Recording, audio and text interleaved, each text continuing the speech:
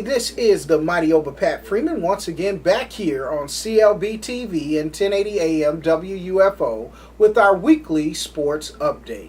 Well, we are now into football season and the Buffalo Bills are moving strategically. You know that I told you months ago that Lee Evans was not going to be a Buffalo Bill.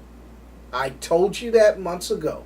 But what happened? People need to understand why Lee Evans was not released at the beginning of training camp.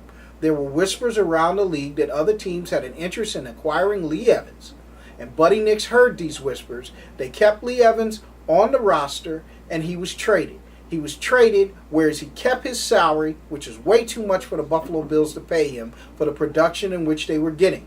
Lee Evans only had 44 catches in 2009, 37 catches in 2010, and he was making top dollar. His cap figure was only $3.2 million this year, but really in actuality, his contract figure for his number was about $8.6 million. Lee Evans is one of the best paid receivers in the NFL when he signed his contract, and unfortunately, it did not end up spelling out to production on the football field consistently. Is Lee Evans a good receiver? Yes, he is. In the right situation, he will help the right team. But for the Buffalo Bills, the number one receiver now is Stevie Johnson. Stevie Johnson is the number one receiver for the Buffalo Bills. He's in the last year of a 7th-round draft pick contract.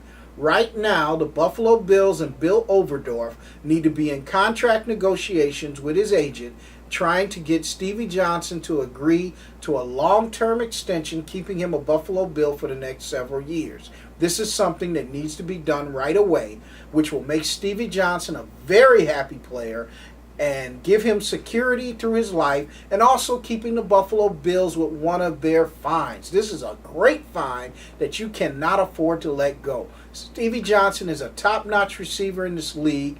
He is going to be a Buffalo Bill if the Buffalo Bills do the right thing. What they need to do right now is extend Stevie Johnson to a long-term contract.